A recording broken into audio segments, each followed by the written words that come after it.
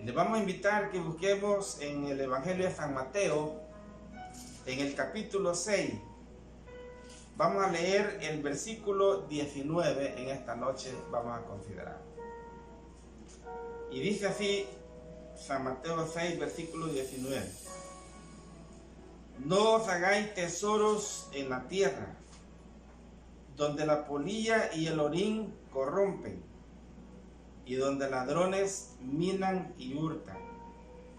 Sino haceos tesoros en el cielo, donde ni la polilla ni el orín corrompen, y donde ladrones no minan ni hurtan. Porque donde está vuestro tesoro, ahí está también vuestro corazón. Mis estimados hermanos y amigos, cuando el Señor inauguró su ministerio, porque el ministerio del Señor se da en 3 fases: el tiempo de la inauguración, el tiempo de la persecución y el tiempo de la glorificación. Cuando el Señor inauguró su ministerio, que comenzó a hablar acerca de los principios del reino, y comenzó a enseñar a los discípulos y a la iglesia cuál iba a ser los principios que iban a gobernar su vida y que iban a guiar su vida. Porque cuando nuestro Señor Jesucristo vino para morir en la cruz del Calvario, ser sepultado y al tercer día resucitar para darnos a nosotros salvación, pero también el Señor Jesucristo vino para enseñarnos a nosotros cómo vivir la vida cristiana, cómo vivir dentro del reino del Señor, a qué tenemos que darle prioridad nosotros a nuestra vida de aquí en adelante. Él vino a enseñarnos a los discípulos y a la iglesia cómo vivir la vida de Dios, cómo vivir la vida nueva con gozo en medio de cualquier circunstancia adversa, cómo vivir dependientes totalmente del Señor, como un niño cuando nace que no sabe cómo sus padres hacen para que el niño pueda crecer. Él vino para enseñar a sus discípulos cómo confiar totalmente en el Señor, en sus promesas, y en medio de estos principios que Él da en el Evangelio de San Mateo, en el capítulo 5, de los principios que iban a guiar su reino, aparece aquí en el capítulo 6, versículo 19, donde dice: no os hagáis tesoros en la tierra, donde la polilla y el orín corrompen y donde ladrones minan y hurtan. El Señor aquí no estaba diciendo que las cosas materiales son malas, porque obviamente Él creó también lo material. Pero si hubo algo que estorbó al pueblo de Israel en el Antiguo Testamento para no disfrutar las bendiciones, las misericordias, la gracia del Señor, fue precisamente lo material. Pablo dijo a Timoteo que Dios hizo todas las cosas materiales para que nosotros las disfrutemos. Pero ¿cuándo es que se vuelve malo? ¿Cuándo es que se vuelve malo? ¿Cuándo es que el Señor dice: no os hagáis tesoros en la tierra, donde la polilla y el orín corrompen y donde ladrones minan y hurtan? ¿Por qué es importante no hacer tesoros en la tierra? Porque el Señor así lo dijo. Primero, porque los tesoros en la tierra están expuestos a perderse. ¿Cuántos en este momento están lamentando haber perdido tantas cosas? ¿Cuántos en este momento se lamenta haber perdido tanto? Pero si el Señor ya dijo: no os hagáis tesoros en la tierra, el Señor aquí estaba hablando de prioridades. No estaba hablando que era malo, hay que trabajar, 6 días trabajarás y harás tu obra, más el 7º día del Señor. Pero el Señor aquí está hablando de prioridades. Cuando el Señor dijo, es más fácil que un camello pase por el ojo de una aguja, que un rico se salve, no estaba hablando que las riquezas son malas. Por ejemplo, Abraham fue rico, David fue rico, Salomón fue rico, José de Arimatea fue rico. Nuestro Dios no tiene ningún problema que usted sea rico o sea pobre. El Señor aquí está hablando de prioridades. Que las cosas se vuelven malas cuando a nosotros nos desenfocan de vivir la vida dentro del reino. Nos desenfocan de ver la gracia, el poder y las obras de Dios y las enseñanzas del Señor. Y cuando decimos que los tesoros de la tierra están expuestos a perderse, no es cierto que cuando perdemos algo que nos ha costado cuánto sufrimos. Entonces eso tiene que ver con nuestro corazón. Porque muchas veces cuando hacemos tesoros en la tierra está expuesto, eso expone mucho, trae mucho sufrimiento también. Trae mucho fracaso y mucho dolor. Por eso es que nosotros podemos ver que hay muchas personas que cuando tienen y de la noche a la mañana ya no tienen nada, buscan el suicidio, los vicios, buscan la manera, se arruinan, se dan a una muerte espiritual, porque allí tenían ellos sus esperanzas. Cuando el Señor nos dé a nosotros, porque el Señor no tiene ningún reparo darnos y volvernos a dar más, cuando nosotros no dependemos. El Señor va a usar cualquier medio para sostenernos. Pero lo que Él está diciendo, no os hagáis tesoros en la tierra, no solamente es porque están expuestos a perderse, sino porque comprometen el corazón. Porque aquí en el contexto el Señor dijo, porque allí donde está vuestro tesoro, allí también está vuestro corazón. Y el Señor dice, hijo mío, dame tu corazón. Es decir, que el Señor quiere que nosotros lo amemos a Él con toda nuestra mente, con toda nuestra alma y con todo nuestro corazón. Y cuando nosotros le damos prioridad al reino, a los principios, y le damos prioridad al Señor, Él no tiene ningún problema que usted tenga o no tenga, porque sabe que eso va a ser el medio que Él va a usar para poder que usted tiene que usar esos recursos para bendecir la obra del Señor, y de alguna manera tenemos que vivir en la tierra. Pero sobre todo, cuando el Señor dice que no os hagáis tesoros en la tierra, es porque estos tesoros conducen a la ansiedad. Por eso dice que a veces es más dulce el descanso del jornalero, porque trabaja su día, se acuesta tranquilo y descansa toda la noche tranquilo, pero muchas veces dice, esto está en el libro de Proverbios, que al rico dice que no lo dejan dormir, la abundancia. Porque si nosotros hacemos tesoros en la tierra, produce ansiedad, porque comienza a preocuparse, le quita la paz, le quita la tranquilidad, y cuántos problemas pueden traer cuando nosotros no le damos la prioridad al reino de Dios. Y el reino del Señor tiene por lo menos 3 elementos importantes que nosotros debemos conocer. Un reino debe tener un rey, y ese rey es el Señor Jesucristo, Rey de reyes y Señor de señores.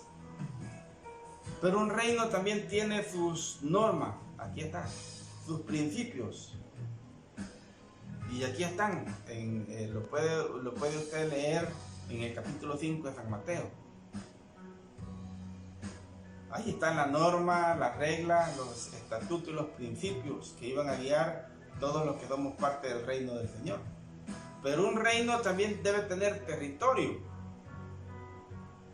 Y ese territorio en Isaías capítulo 9, de Isaías dijo que el reino del Señor no iba a tener límites.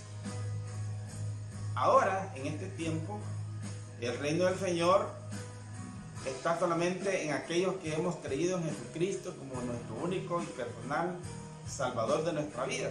Y la iglesia se convierte como un símbolo ya de ese reino que se va a establecer, porque también un reino necesita tener súbditos, necesita tener aquellos que somos parte de ese reino.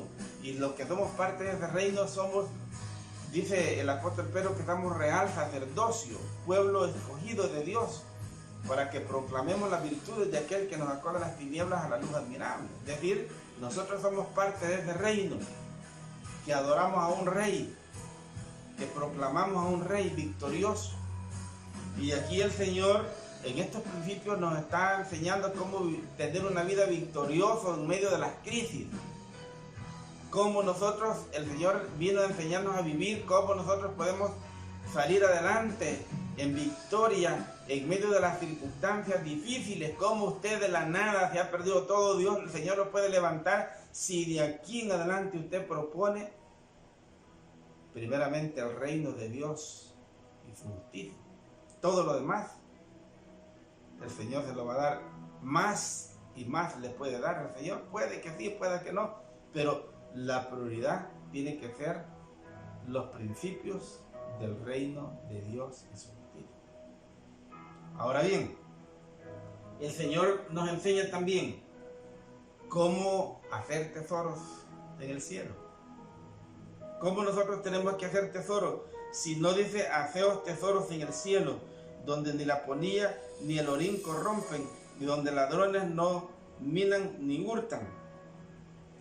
¿Cómo vamos a hacer tesoros en el cielo? Cuando, por ejemplo, cuando vienen los misioneros y comienzan a invertir en las brigadas médicas y se compra mucha literatura para salir a evangelizar a las escuelas, a los colegios, a las universidades, y vamos a las colonias, y vamos a los mercados, y todos las iglesias que nos involucramos a participar, estamos haciendo tesoros en el cielo. Cuando nosotros comenzamos a servir al débil, al necesitado, cuando comenzamos a ayudar, cuando comenzamos a orar por los enfermos, estamos haciendo tesoros en el cielo. Cuando comenzamos a visitar a la viuda, al huérfano, a la gente que no tiene dónde dormir, la gente que no tiene qué comer, estamos haciendo tesoros en el cielo. Porque el Señor dijo, tuve hambre y me diste de comer, estuve enfermo y me visitaste, estuve desnudo y me vestiste, tuve sed y me diste de beber. Por cuanto lo hiciste con uno de estos pequeños, dijo el Señor, a mí me lo hiciste. Cuando nosotros tenemos un corazón misericordioso y comenzamos a reflejar los principios del reino con nuestras acciones, con nuestros hechos, el Señor le va a seguir dando más y más y más, porque Él es el dueño de todo. Un día también esta tierra va a ser redimida y el Señor va a establecer su reino aquí milenial, pero por el momento el Señor, Él es la fuente de todo. Y nosotros vamos a aprender a hacer tesoros en el cielo cuando vivimos una vida de adoración. Cuando no estamos esperando un domingo para ir a adorarle al Señor. Cuando lo adoramos el día lunes, martes, todos los días, por la mañana, como lo dijo el salmista. Porque Dios ya no habita en templos hechos de manos de hombre, ni es honrado por manos de hombre como que si tuvieran necesidad de algo. El Señor habita en yo soy el templo, usted es el templo ahora. Y aquellos que lo buscamos y que lo adoramos en espíritu y en verdad es necesario que le adoremos, no importa si sea en la casa, en el trabajo, en el mercado, mientras usted conduce, usted puede adorar al Señor. No necesitamos un día que se abran las puertas porque vamos a salir corriendo si no cambia nuestra vida, si no cambia nuestro corazón, si no aprendemos a vivir la vida de Dios, si no aprendemos a depender totalmente del Señor y creemos que ir un domingo y con eso el Señor se va a sentir agradado, estamos perdiendo el tiempo. Usted en su casa puede clamar día y noche y va a agradar al Señor cuando usted comienza a cambiar sus prioridades. Puede ser que tal vez por su trabajo no pueda ir los domingos.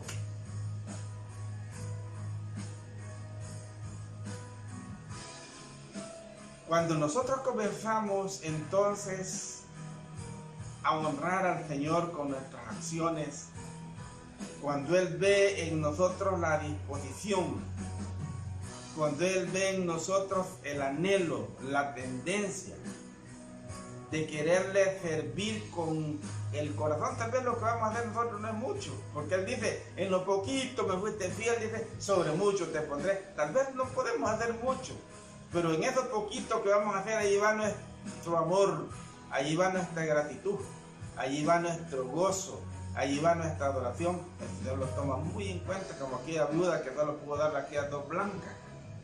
Eso es lo que el Señor quiere de nosotros, un cambio de mente y de corazón. Y eso es lo que tenemos que aprender en este tiempo, a confesarle al Señor nuestros pecados, a decirle, Señor, yo quiero darte la prioridad a ti, oh Dios, adorarte, y todas aquellas cosas que yo he perdido y todas aquellas cosas por las cuales yo sacrificaba mi tiempo y no me quedaba tiempo para servir y para orar y para estudiar la Biblia ahora, Señor, todo eso lo dejo en segundo lugar. Y dice, buscar primeramente el reino de Dios y su justicia, y todas estas cosas vendrán por añadidura. Es bien importante eso, es muy importante. Pero tenemos una enseñanza también en el versículo 24. Y dice así: ninguno puede servir a dos señores, porque aborrecerá al uno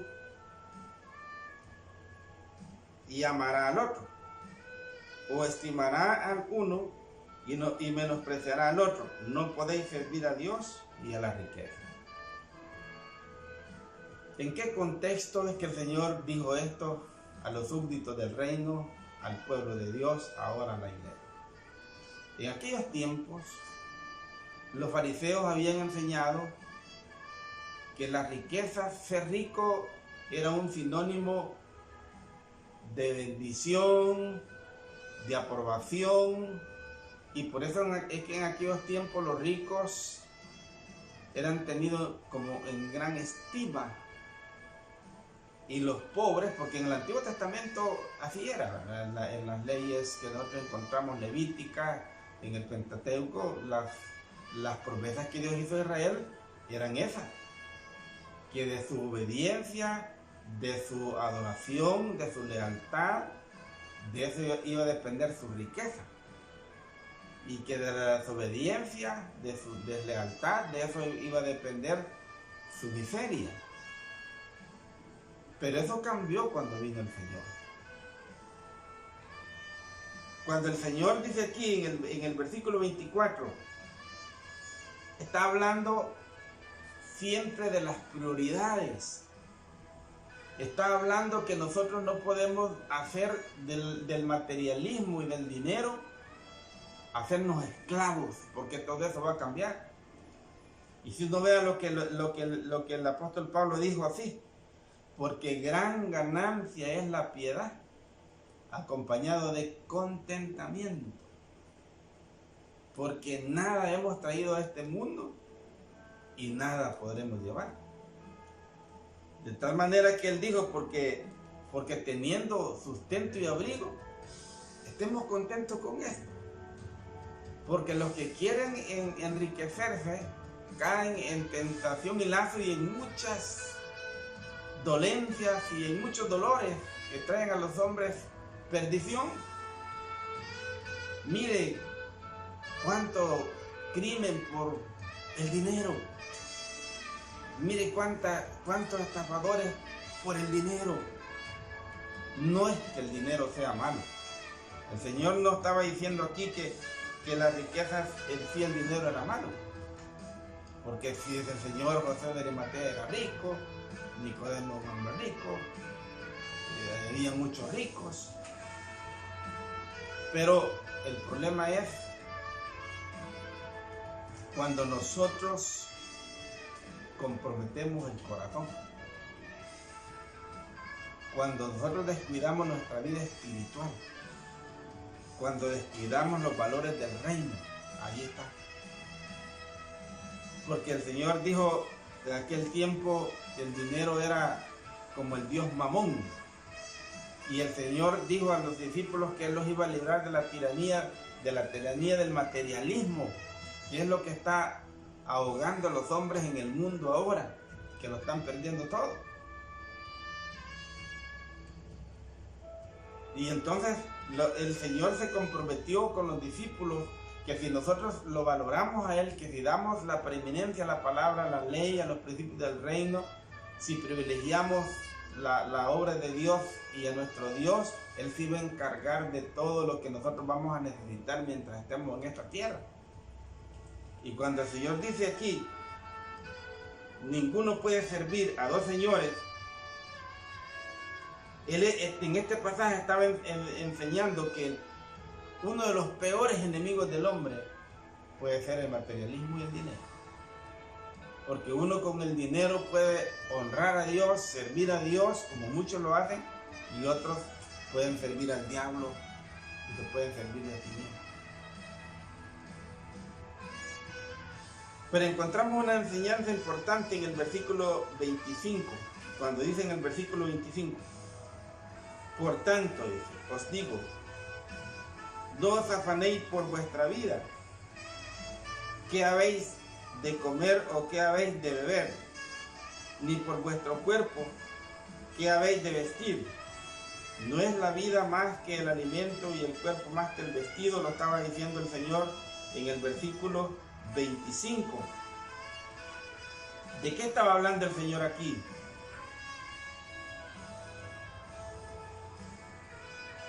Que nunca caigamos nosotros en crisis espiritual.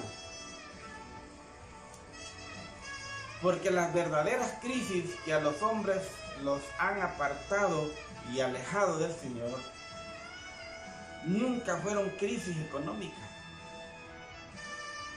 Nunca se registra en el libro de los Hechos que cuando nosotros estudiamos todo el libro de los Hechos, que está en un contexto entre el Antiguo Testamento y el Nuevo Testamento, en una transición, nunca encontramos nosotros que ninguno del pueblo de Dios pereciera por hambre. Siempre había sostenimiento, siempre había sustento y siempre hubo provisión, siempre hubo. Porque en estos versículos el Señor enseña razones por qué nosotros no debemos afligirnos. Primero, porque debemos recordar en nuestra mente, siempre que tengamos una crisis, quién es nuestro Padre. Eso lo dijo Él, ¿quién es nuestro Padre? Él es el que hizo el cielo, la tierra y el mar. En el libro de Colosenses dice que es el que sustenta todas las cosas. Él es el que hizo dice que todas las cosas visibles, su poder, todas las cosas visibles fueron hechas de un Dios invisible. Debemos creer quién es nuestro Padre. Es el creador, el hacedor, el autor de la vida. Él es el actor de la iglesia, del reino de Él, del pueblo de Israel. El creador del paraíso, Él es el creador de todo. Todas las cosas visibles e invisibles eran tronos y coronas, todas fueron hechas por medio de Él y para Él. Todo fue hecho por medio de Él y para Él. Entonces, no debemos nosotros preocuparnos porque debemos pensar quién es nuestro Padre. Y segundo, porque nosotros debemos enfocarnos únicamente nuestra fe en el Señor. Y aquí en este punto yo quiero explicar algo. He oído muchas predicaciones últimamente de muchos pastores connotados de aquí, que dice que él ha visto, hace poco hay uno que dijo que ha visto que la fe de muchos cristianos está decayendo. Y otros están mintiendo. Oí también este día a otro que estaba diciendo, no se preocupe que esto ya va a pasar. Esos están mintiendo. La Biblia no dice eso. La Biblia no dice que la fe muchas veces decae. Lo que sucede es que la fe de los cristianos, de los hijos del reino, debe estar puesta no en el objeto equivocado. No debemos poner nuestra fe en la riqueza, no en la familia, no en los bancos, no en otros recursos. Tiene que estar puesta en el objeto que es real, que es Jesucristo. Él va a usar hasta los enemigos, puede usar al vecino, puede usar la familia, puede usar cualquier cosa, pero la fe tiene que estar puesta únicamente en el Señor. Porque Él es la fuente de la vida, de la gracia, de la salvación, del consuelo, de la paz, de la riqueza y de la bendición. Y la fe tiene que estar puesta solamente en el Señor. Nunca nos desenfoquemos del Señor, nunca dudemos de las maravillas del poder del Señor. Creamos que el Señor, Él sabe cuando estamos desesperados, Él sabe cuando estamos afligidos, Él sabe cuando estamos necesitados, Él sabe cuando estamos acongojados, Él sabe cuando no tenemos ya recursos, cuando no sabemos cómo hacer, Él sabe, y Él no se alegra cuando nosotros estamos así problemados. Él sabía cuando Pablo estaba preso en el cerco de más adentro, afligido. Él sabía cuando Pedro también estuvo preso. Él sabía, Él sabe todo eso. Él sabe que en este momento nosotros estamos necesitando de Él. Él sabe eso. Pero nunca debemos poner nosotros nuestra fe en el objeto equivocado. Yo admiro, por ejemplo, a los hechiceros. Admiro, por ejemplo, a la gente que tiene una gran fe en ídolos, en otras cosas. Digo yo, tienen fe, pero la tienen en el objeto equivocado. Todos tenemos fe, pero cuando nosotros ponemos nuestra fe únicamente en el Señor, porque eso es lo que le estaba enseñando aquí el Señor, entonces el Señor va a hacer sendas donde no hay, caminos donde no hay. Siempre el Señor va a tener una respuesta. Y en este tiempo de esta prueba que estamos pasando, que ya la pasó la iglesia y peor en el tiempo pasado, es el tiempo cuando nosotros vamos a ver los milagros del Señor en nuestra vida. Vamos a ver la gracia del Señor en nuestra vida. Vamos a ver las respuestas del Señor en nuestra familia, en nuestra nación, en el mundo entero. Vamos a ver entonces las grandes obras que el Señor hizo en el Antiguo, porque muchas de esas obras se van a repetir en este tiempo que viene. Otra vez se van a repetir esas obras. Cuando nosotros estudiamos el Pentateuco y usamos un poco la gramática, ya sea española o en el hebreo, nos vamos a dar cuenta que muchas de estos milagros se van a volver a repetir en este tiempo que va a venir. Y es mejor decirle a los hermanos, tal como dice la Biblia, que no importa lo que venga, pero que el Señor nos va a guiar a través de las dificultades y de las pruebas, y va a haber respuesta, va a haber pan, va a haber agua mientras estemos aquí sus hijos, va a haber del Señor para nosotros, para que podamos bendecir a las naciones.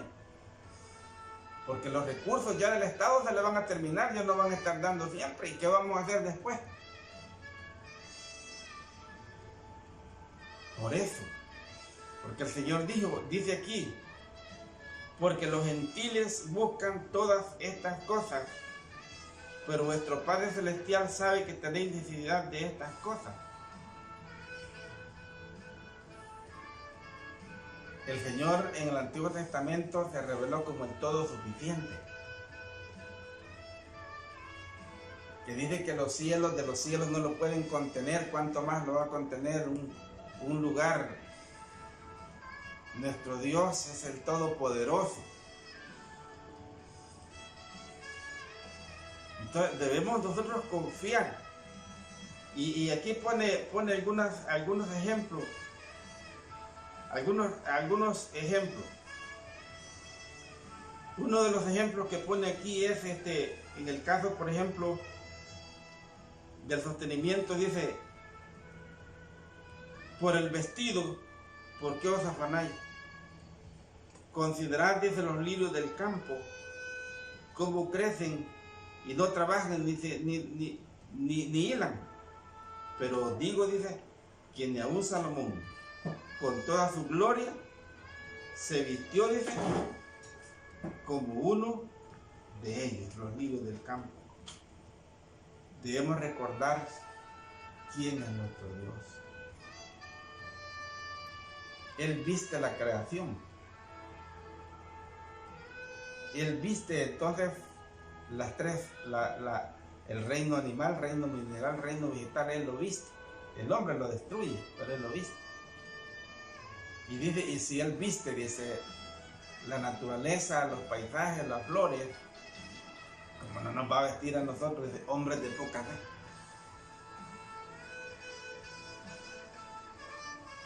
Cualquiera que sea las circunstancias, por difíciles que sean, debemos confiar únicamente en el Señor. Trabajé por los últimos 7 años con un hombre a la par de él. Este hombre trabaja en el Estado y tiene un buen sueldo. Y entonces yo no tenía un sueldo, pero él tenía un buen sueldo. Y yo siempre veía que no había mucha sinceridad en él. Aparte de trabajar con el Estado, tiene un negocio. Pero sucedía que con el paso de los años, porque trabajábamos juntos, el hombre vivía solo enjaranado. Y aparte de vivir solo enjaranado, cuando tenía un vehículo, a los 5 meses ya no le gustaba, y otro, porque compraba otro porque no le gustaba, y después otro, tuvo como 4 carros, y por último siempre iba comprando uno más deteriorado porque nunca estaba conforme con el que tenía. Y aparte de eso, el hombre es diabético y tiene insuficiencia renal crónica. Y yo, como aprendí, mis maestros así me enseñaron a depender en el Señor. ¿No cree usted que con solo respirar, cuando una máquina para respirar dicen que vale un gran dineral, con eso es suficiente para darle la gloria al Señor? Si usted en esta noche puede respirar, y solo una máquina dicen que cuesta como $30,000 para ¿no cree que sería eso solamente es suficiente para glorificar al Señor y servir al Señor? ¿No cree usted que solamente eso es una gran bendición? Cuando nosotros aprendemos a depender en el Señor, tal como lo dice este versículo, el Señor nos va a dar cosas que nosotros no podemos comprar con dinero. El Señor nos va a dar salidas que nosotros no nos vamos a esperar. Vamos a encontrar respuestas donde nosotros no sabemos cómo el Señor va a hacer, porque Él es nuestro Padre y nosotros somos sus hijos. Y Él dice, hombres de poca fe, tengan confianza que yo voy a sostenerlos, a sustentarlos y a bendecirlos. No estamos solos. Se lo dijo a Abraham, yo estaré contigo. Se lo dijo a Josué, yo estaré contigo. Se lo dijo a Gedeón, yo estaré contigo. Se lo dijo a David, yo estaré contigo. Y se le dijo a la iglesia, yo estaré contigo. A través de estas dificultades, a través de estas pruebas, el Señor nos va guiando. Y vamos viendo la mano del Señor. Y la mano del Señor, como lo hizo en el libro de los Hechos, la vamos a ver nosotros en nuestra vida, en nuestra familia, con nuestros niños, con nuestros ancianos. Lo vamos a ver en el hogar. Vamos a ver cómo el Señor de nuevo, vamos a resurgir de nuevo el Señor cuando nosotros le demos la prioridad al Señor. Cuando nosotros le digamos al Señor, Señor, esto es mi vida, aquí está. Debemos orar nosotros por nuestra nación, debemos orar nosotros por nuestros gobernantes, por nuestras familias, por los ministerios, debemos orar nosotros por nuestras colonias, debemos orar nosotros por el mundo entero, porque el Señor así lo enseñó también, que debemos orar por la salvación. Pero siempre vamos a encontrar en la Biblia respuesta, consuelo, siempre vamos a encontrar nosotros en la Biblia, vamos a encontrar nosotros de parte del Señor guía, siempre vamos a encontrar esperanza y siempre vamos a encontrar aliento, siempre vamos a encontrar nosotros